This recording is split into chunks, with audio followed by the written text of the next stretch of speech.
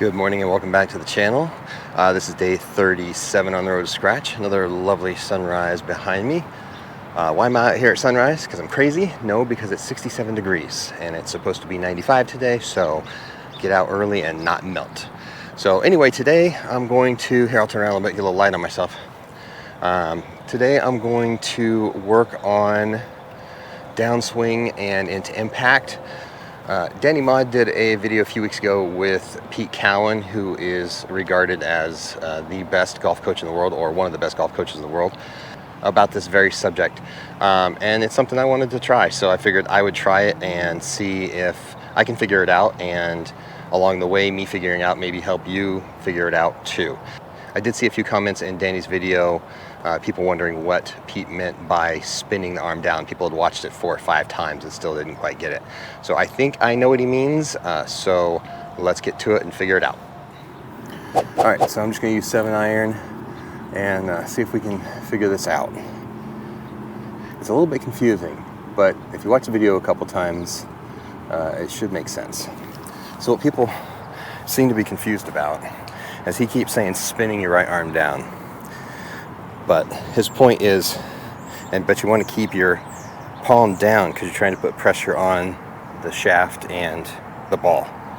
So when you're coming from up here, well, he's talking about spinning this muscle down, but still keeping that palm down. So it's, instead of just coming in like this, you're actually rotating your forearm to keep your palm down. So it's it's interesting because he wanted you to start cack-handed or cross-handed, depending where you're from, because that gives you an idea of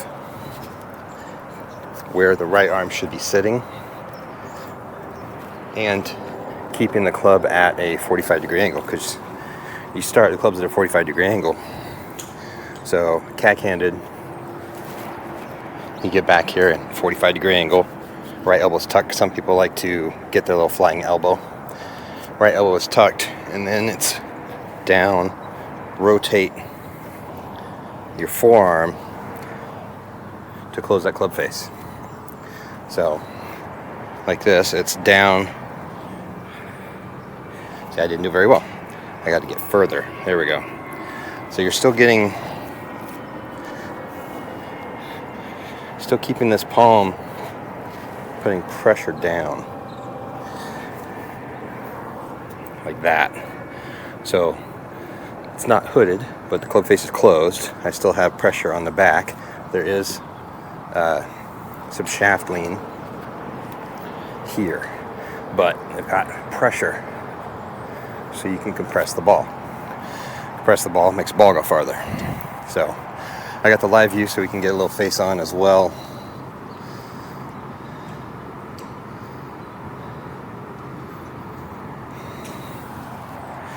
See if I can do this. I understand the concept, but getting my body to do it is another whole ballgame. Scoot back a little bit.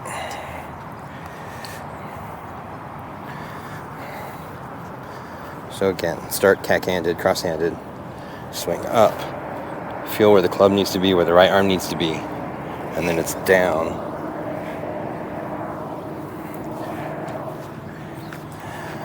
So his whole point too is that a lot of people want to pull with their left arm.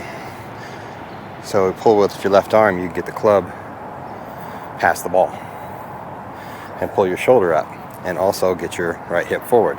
So his whole point is to be right side, basically right side dominant. It's what I get out of this, is you're basically doing everything with your right arm because everything will follow, your body will follow. If you think about throwing a baseball, you don't go back here and think about, oh, I got to do this or do this. It's you just throw with your right arm and your body opens up the appropriate amount. So if you want to throw it really far, your body opens up even further to accommodate and give you more power. So his thought is the same thing with golf, is you're using your right arm to come down because your body will automatically open up. So let's see. And this is a new move, so I'm sure these balls are going to go everywhere. And also, he just to start to do cat-handed drills, and then just start little chippy ones just to get the motion.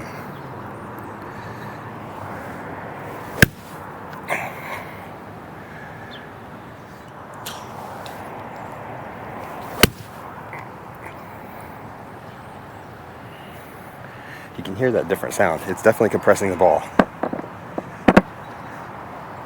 My issue I've had is with rotating through the ball all the way, so I'm hoping that this helps, because I don't think it's a problem with a physical problem.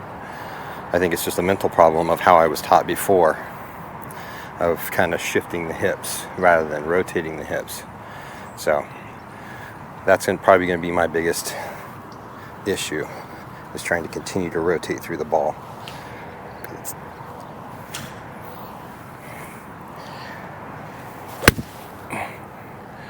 See, I was compressed like crazy, but drift off to the right. But I think I didn't turn down my arm enough.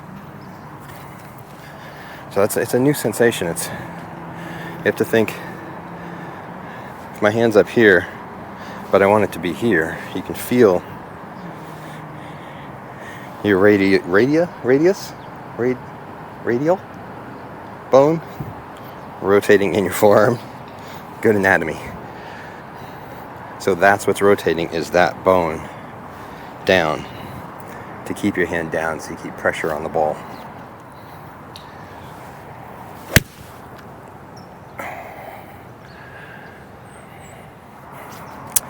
So another thing is, as you're coming down with the right arm rotating, obviously, is that once you get here, so your body's already opening up. I'm not doing that. Then your club follows your body around the rest of the way. So it's not a flip, it's not a drag. It's getting down and coming here to the ball, and then the club follows you around. Kind of like that. Slight little fade on it, but for a half swing that goes 150 with a 7-iron, not too shabby.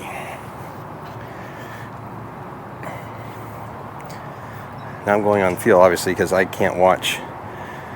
I'm not recording these, but I guess I could.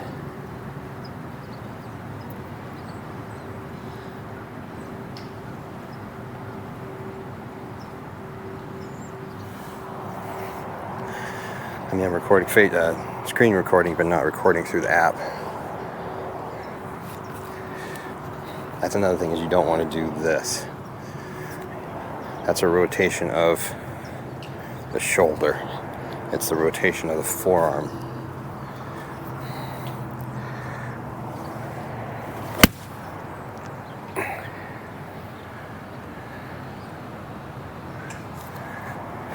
I think that's just me not rotating the arm enough. Yeah, that's coming in like this.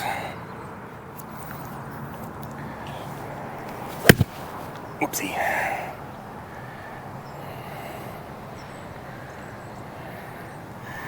I think that might have been a left arm drag. Alright, that's it. That sun is bright. Alright, that's it for day 37.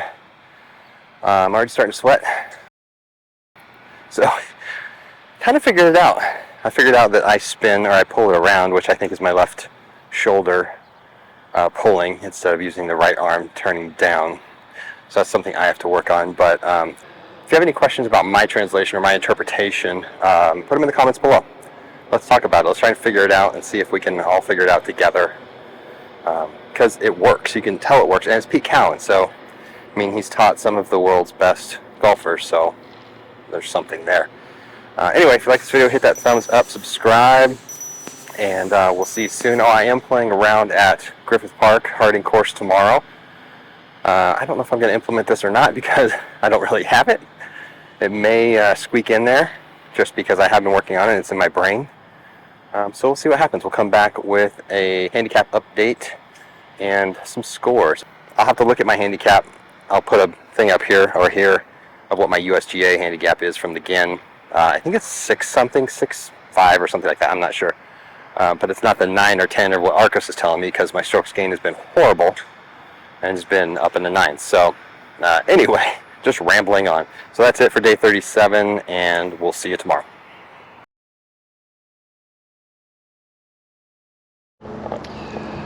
All right, that's it from Harding at Griffith Park. Stats are plus 0.8 driving, so driving was pretty good today. Minus 4.6 approach, minus 5.2 short game, and minus 2.0 putting. So pretty bad. Basically just couldn't get the ball near the hole. I had probably two good approaches, and the rest were just garbage. Shot 86. Don't know what that'll make the handicap. We'll have to look that up when I put it in again, because I'm not going to go by the Arcos, because we found out that that is your strokes gained stat. Basically, it's not a true handicap. So we'll see when we get to practicing next time, but we know that it's approach and short game again. So thanks for watching, and we'll see you next time.